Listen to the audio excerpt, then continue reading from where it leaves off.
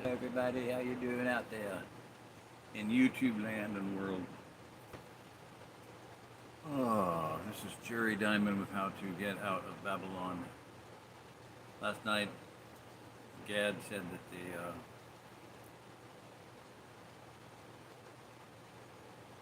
air conditioner wasn't bothering me too much. I'll try to talk loud. I'm just going to leave it on. I'm tired. I didn't turn it on yet, so I'm not going to.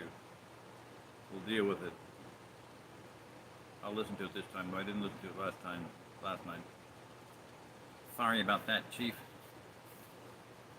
Spirit Flyer Series, Book 3, Chapter 4. We read Chapter 3 last night. Okay, let me move my foot here. Other side of the tripod. Get it up close here so you can read my lips. New taxes. Higher gas prices. Yeah, okay. Don't have to worry about getting elected. Just cheat. Oops. I didn't say that. Scratch that. Rewind. Okay. I didn't bring my coffee down here. I'm going to do a video after this one, an unboxing of an AirCore. Maybe I'll do it tomorrow, I don't know.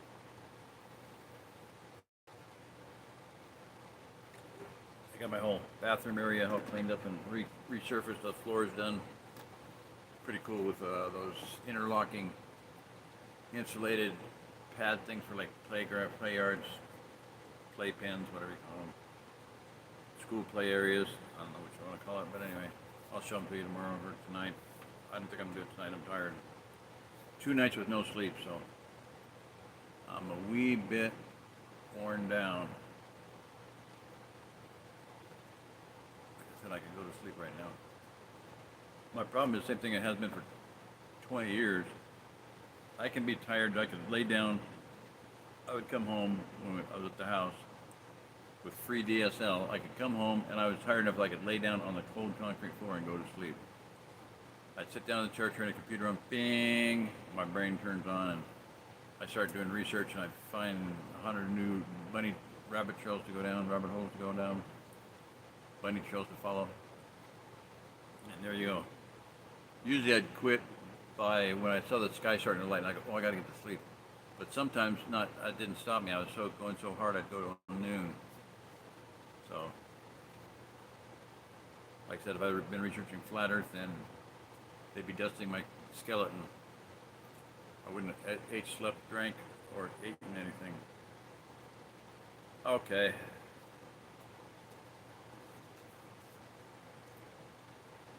Daniel knew he was in trouble the minute he saw his mother's face. He had parked the Spirit Flyer in the garage quietly, but his mother was waiting right by the door when he came in. Where have you been, young man? Mrs. Bailey demanded. I was just out riding my Spirit Flyer, Daniel said. His mother frowned. I knew it. We're not even here one day and you're out pretending on that stupid bicycle. It's bad enough that you ran off from your first opportunity to meet new friends, but you also had to be late and scare me half to death. Your lunch is cold. Yeah, your sandwich is cold. That just kills me. I don't get that. I did meet some new friends, Daniel said, and guess what? They have Spirit Flyers too, both of them. Mrs. Bailey looked hard at him. Daniel knew that he had made another mistake the instant the words were out of his mouth. His mother hadn't approved of his old friends with Spirit Flyers. She had even called up Dirk's mother and complained about the Spirit Flyers and all sorts of things. She had told Dirk's mom that she didn't want them filling Daniel's head with a bunch of nonsense and fairy tales about a bunch of silly old bicycles. Daniel had thought he would die of embarrassment because his mother had caused such a scene. I'm very disappointed in you, Daniel, his mother said slowly. You know how I feel about that junky old bicycle. You will mix socially with the children of this town, the normal children. Who are the names of the so-called friends of yours? Daniel was quiet. He looked down at his feet. What were their names, young man? No use lying to me. Good grief, Daniel blurted out. I'm not lying. I hadn't said a word. Just tell me their names then, Mrs. Bailey said. Susan and John Kramer, Daniel said. Mrs. Bailey cocked her head, thinking for a moment. Then she shrugged her shoulders. Well, their parents don't work at the factory. No, the dad's a sheriff. Biatch.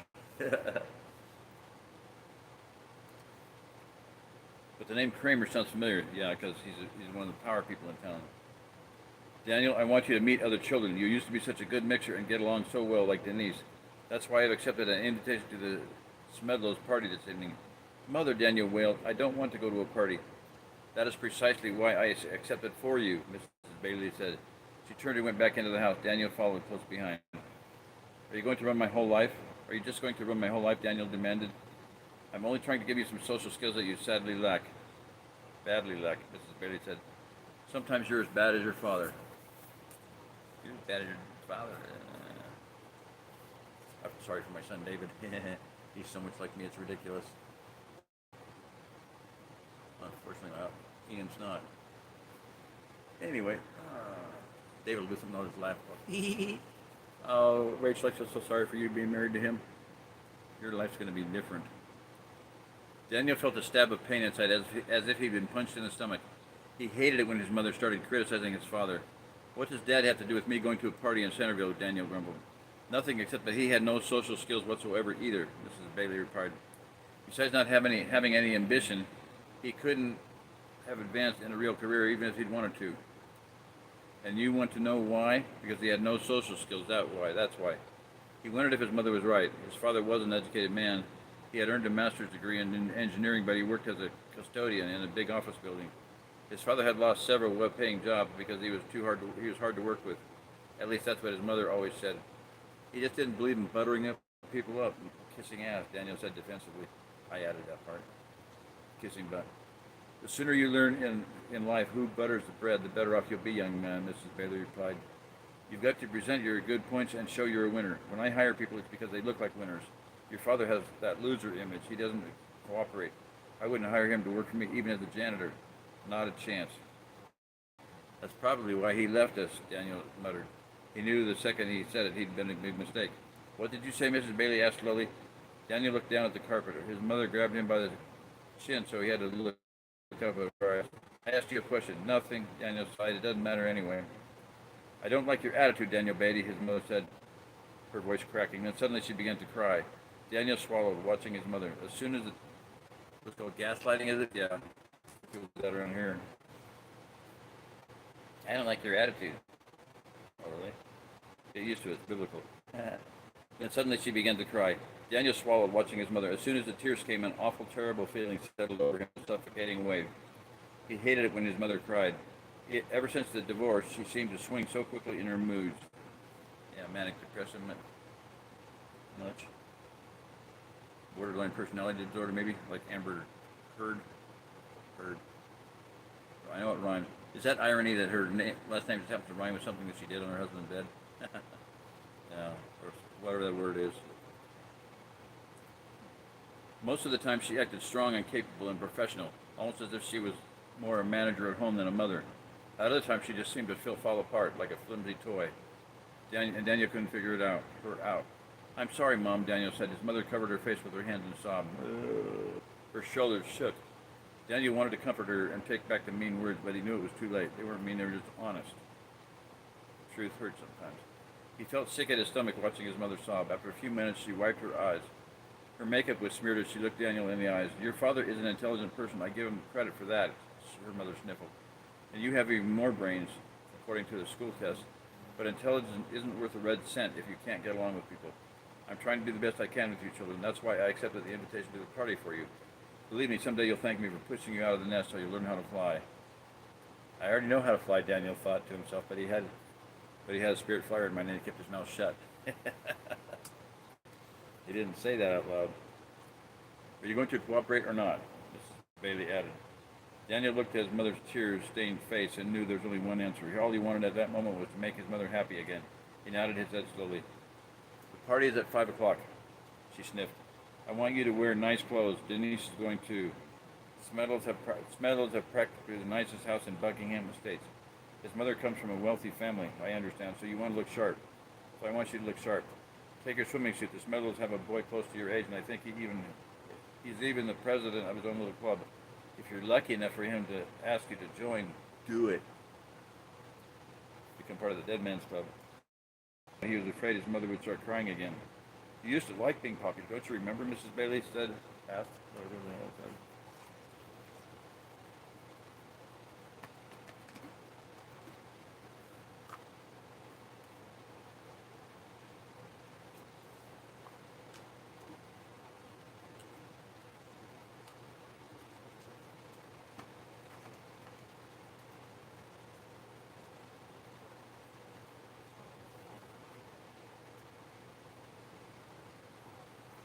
or vinegar water. Oh, don't close my eyes and go to sleep. Okay.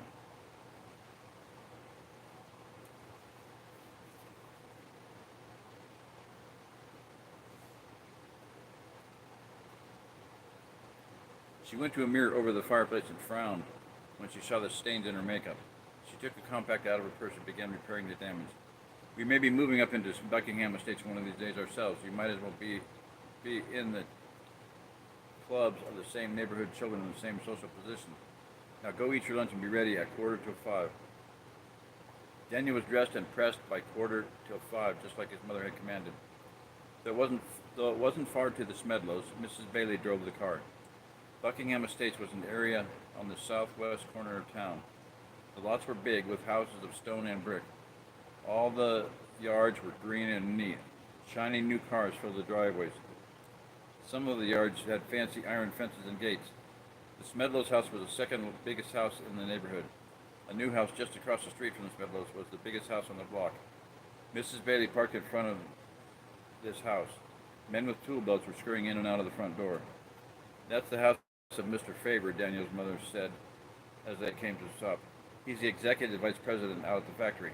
They'll be moving his family into Centerville soon. A maid let the Baileys into the Smedlow house. All the people were in the backyard. Children were splashing and playing water basketball in the pool. The adults were sitting at little tables with umbrellas as they sipped on drinks. Daniel tried to hide his limp as he walked closely behind his mother and sister. His mother immediately began greeting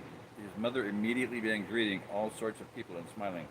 She had such an easy, ready smile when she had her new and improved smile. She probably learned from Mrs. Happy. She had such an easy, ready smile when she wanted. Daniel thought. That's what she meant by social skills. Denise was a lot like his mom. Besides being pretty, she seemed comfortable talking to anyone and made friends easily. Since the accident, Daniel always felt awkward meeting new people. Just then, a boy with wet black hair pulled himself out of the pool and came over to Daniel. I'm Barry Smedlow, he said, smiling and real big, his new and improved smile. Yeah. The water dripped down his face and legs. If you've got a swimming suit, get it on and you can be on our team. We're just getting ready to play another game of water basketball. You can change in the bathhouse. Sure, Daniel said. He liked the water. No one could notice his limp when he was in the water. In fact, everyone looked like they limped a little themselves when they tried to walk in the water. Daniel changed, then quickly slipped into the pool. He tried his best not to limp. He also hoped none of the other kids would notice the two long purple scars near the bottom of his right leg. He jumped quickly into the water. You could be on my team, Barry said. It's me and Doug and Freddie and Mike and Roger against those guys. The other boy smiled and said hello. Daniel smiled back. You live just 2 houses down from me, the boy named Doug said. I recognize you by your hair. I don't think anyone in Centerville has his hair as red as yours. Probably not, Daniel said, trying to be nice. He was used to people teasing him about his hair. Let's play, Barry shouted. He grabbed the basketball bobbing on top of the water and passed to Freddie. The game began.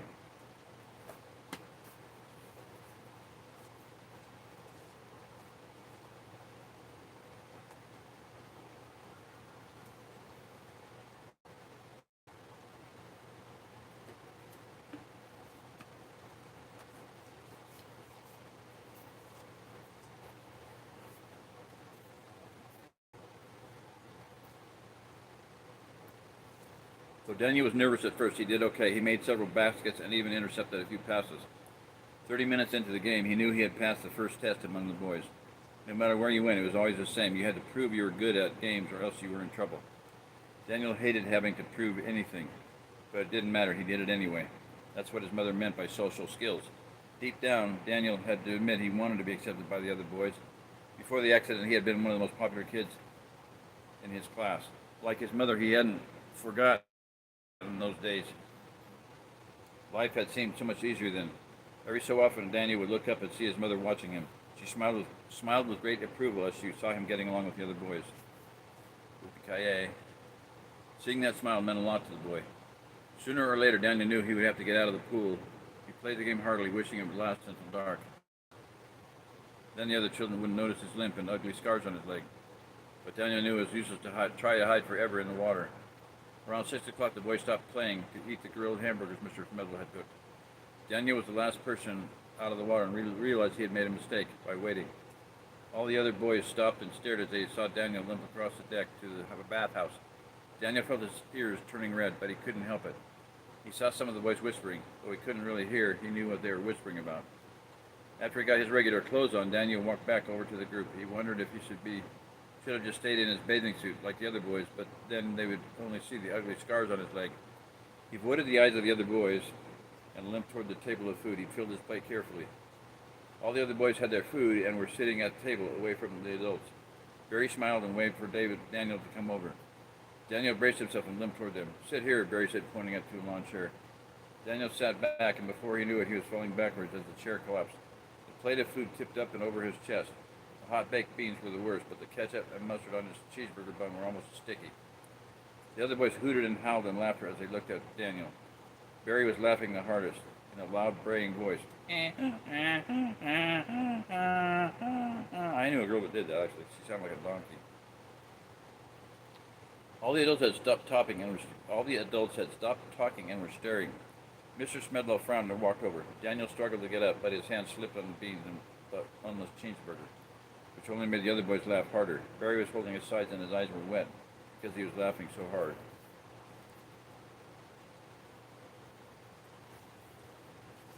What's going on here? Mr. Smedlow demanded. Who let Daniel sit in his chair? Barry, you know the chair was broken. I just forgot, Daddy, Barry said and shrugged his shoulders. He stuck out his hand to help Daniel up, but Daniel refused it. He felt a surge of anger welling up inside. I'll get a roll of paper towels and some more food, Mr. Smedlow said to Daniel. Barry, I just hope this was an accident. Look at the mess on Daniel's shirt and pants. It was an accident, Daddy, Barry said. His face couldn't have looked more innocent, as if he were a baby. Lying SOB, huh? Scum-sucking low-life dog.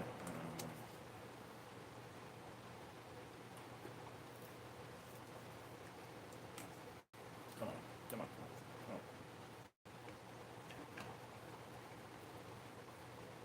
Should have brought my coffee down. Come on. Shut up, Gary. Daniel stood there, the food still oozing down his shirt. The other boys covered their mouths with their hands, trying to hide their giggles. Sorry about the chair, Danny, Barry said. I guess I forgot it was broken. Sure, Daniel said, trying to control his anger. Mr. Smedlow returned with a roll of paper towels, a new chair, and a plate of food. Daniel wiped up the mess on himself as Mr. Smedlow cleaned the food off the ground. Daniel saw his mother frowning from a distance. Finally, Mr. Smedlow left. The other boys began eating and talking again, ignoring Daniel. They talked mostly about the new sports league that Goliath Industries was sponsoring. Well, I'm going to make the Superstore team for sure, Barry answered to the others, even though his mouth was full of food. Daniel looked away. He was glad that he was being ignored. I hope I make the team too, Doug Barnes said. I heard we can win some more free toys. And get Goliath credit points too, Freddie added, but what are they anyway? I'm not exactly sure how they work, but Mrs. Happy said she'll tell me next week, Barry said confidently. You need the points to get more stuff, I think. The points are sort of like money. I want to use my points to get a new bike. Goliath has a bike called a Goliath Super Wings, and I want one. I heard they're really great. Daniel looked up. He had finished his food quickly. He stood up and started to walk away, but stopped and said, I don't know if Spirit Super Wings are all that great, Daniel said. Well, how would you know, Food-Faced? Barry demanded. He looked at the other boys and they all giggled. Yeah, Red, how would you know? Alvin added. The boys grinned and like goons. Because I have a Goliath Super Wings, Daniel said simply. Then he turned and walked away. Big deal, Doug said. So what if he has one? Will you look at that limp? Yeah, Gimpy the Limpy, Mike said. Daniel stiffened as he walked. The words felt like stinging stones hitting his back. The other boys kept laughing, all except Barry. He silently watched Barry limping away. Silently watched Daniel limping away. Shut up, Barry hissed to the others. What's the matter with you, Doug asked. Yeah, why are you sticking up for Gimpy? I wanted to join the Cobra Club, Barry said. What? The other boys demanded in unison.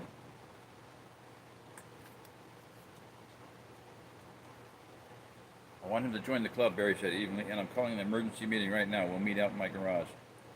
Daniel was sitting on the end of a long chair near his sister and his mother when he saw the boys all get up and leave together like a pack of dogs. I think I'll go and chain, Daniel whispered to his mother. What about your new friend, she asked. Don't you want to play with them some more? Not looking like this, Daniel said, pointing to his shirt and pants. I'll walk home, it's not far. I guess that's okay, his mother said slowly. Come on back when you get your clean clothes. Daniel nodded wearily, like sure, I'm going to come back. Then he limped past the crowd of people, avoiding their eyes. Once he was past the wooden gate that led out into the street, he began to run. He ran to the street and then ran faster. His short leg clumped like a stick, but Daniel kept on running. Yet even at as fast as he couldn't outrun the tears that began to fill his eyes. The streets began to get blurry, but Daniel still ran on. Why didn't he get an orthopedic shoe, you know? Make it live longer. Silly, silly, silly. Okay, there you go. That was chapter 4. Chapter 5 is join the club. You're going to be invited to join the club. Hopefully he'll say no, right?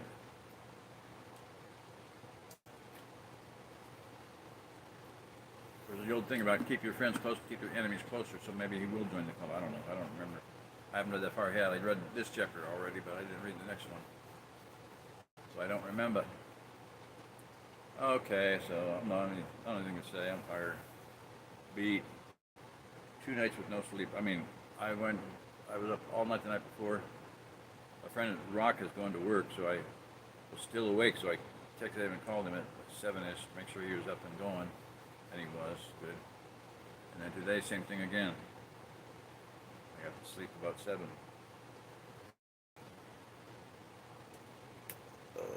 Okay. Tonight, I think I better sleep. I can't do 3 nights in a row.